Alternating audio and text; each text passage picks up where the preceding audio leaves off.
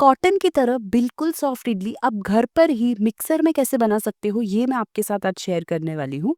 मेरे एक bachelor friend ने मुझसे परसों कहा कि मुझे इडली खाने का बड़ा मन करता है, बट उसके इतने सारे स्टेप्स देखते ही मैं इडली बनाने का आइडिया ही ड्रॉप कर देता हूँ। तो मैंने सोचा कि एक स्ट्रेस फ्री, फस फ्री एंड इजी इडली वाला रेसिपी शेयर करती हूँ।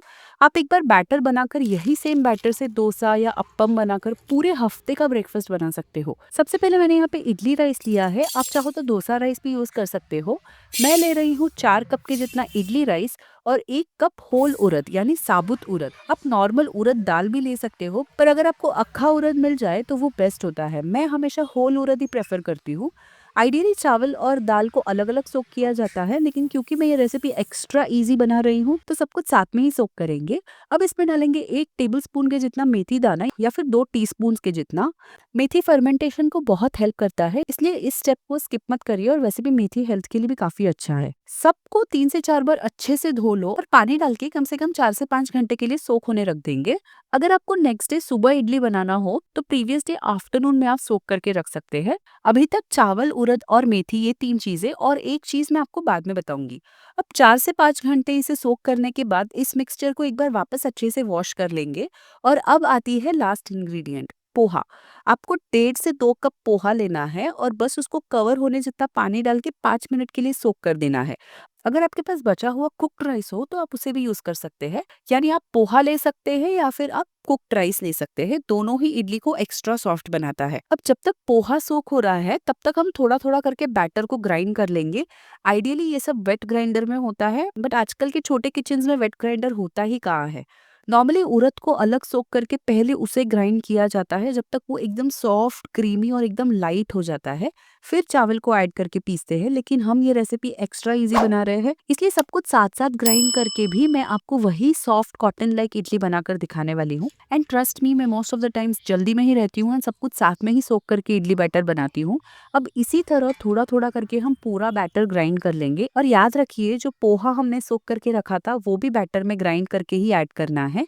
सब कुछ ग्राइंड हो जाने के बाद अब इस बैटर को हाथ से 3 से 5 मिनट के लिए अच्छे से मिक्स करना है। इस तरह मैं हमेशा रेकमेंड करती हूँ कि आप ये मिक्सिंग हाथ से ही करें, क्योंकि हाथ के नेचुरल बैक्टीरिया फर्मेंटेशन को बहुत हेल्प करते हैं। इस तरह से अच्छे से फिट फिट के हम बैटर में ऑक्सीजन इनकॉर्पोरेट करते हैं ताकि बैटर हल्का एरी हो जाए और फर्मेंटेशन परफेक्ट हो जाए। अब इस बैटर को फर्मेंट होने रख देंगे हम 8 से लेके 15 घंटे तक। ये कम्प्लीटली डिपेंड करता है आपके एरिया का वेदर कैसा है। अगर आपके यहाँ ठंड है, जैसे अभी बैंगलोर में 16 से 18 डिग्री चल रहा है, तो मैं इसे अराउंड 15 घंटे फर्मेंट होने देती हूँ। और अगर आप गर्मी वाले प्लेस में हो तो 8 से 10 घंटे भी बिल्कुल काफी होता है। बस बैटर को ढक्कन लगाकर रख दो। मैं तो ऊपर से एक भारी चीज रख देती हूँ, आप चाहे तो इसे कंबल से लपेट कर भी रख सकते हो।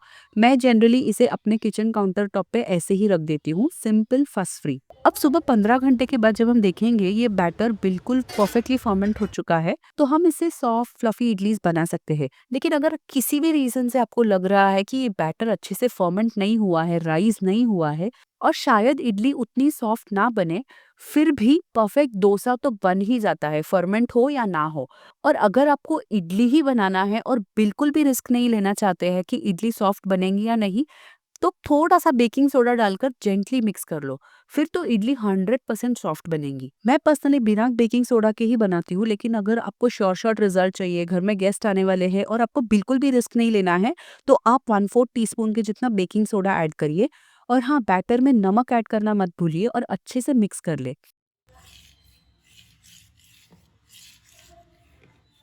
सबसे पहले इडली स्टीमर में पानी गर्म होने रख देंगे, और जब तक पानी हीट हो रहा है तब तक हम इडली मोल्ड्स को अच्छे से ऑयल से ग्रीस कर लेंगे।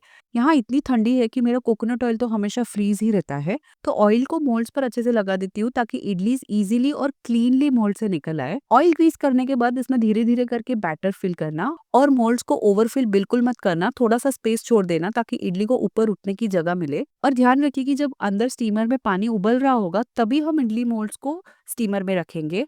पानी ठंडा होगा तो इडली मोल्ड्स को स्टीमर में नहीं रखना है, और एक बार आपने लिड क्लोज कर दिया ना, बीच बीच में बार बार खोलकर देखना नहीं है, वरना स्टीम एस्केप हो जाती है और इडली इतनी फ्लफी नहीं बनती। इडली मोल्ड्स को स्टीमर में रखने के बाद बस हाई फ्लेम पर 8 से 10 मिनट स्टीम होने दो, और फिर देखो कितनी सॉफ्ट इडलीज रेडी होती है। इडली को बहुत ज्यादा टाइम तक स्टीम बिल्कुल भी नहीं करना है, पर ना इडली थोड़ा हार्ड होती है और टेक्सचर भी थोड़ा-सा ड्राई हो जाता है। 10 मिनट से ज़्यादा स्टीम मत करना, 8 से 10 मिनट परफेक्ट होता है सॉफ्ट फ्लफी इडलीज़ के लिए। 10 मिनट बाद इडली को हल्के गीले हाथ से मैं टच करके चेक करती हूँ। अगर सरफेस हाथ को चिपक नहीं रहा है तो समझ जाओ कि इडली परफेक्टली स्टीम हो चुका है। अगर आप चाहो तो एक नाइफ या एक टूथपिक को सेंटर में इंसर्ट करके भी चेक कर सकते हो। अगर वो क्लीन बाहर आ जाए इसका मतलब इडली पूरी तरह से कुक्ड है।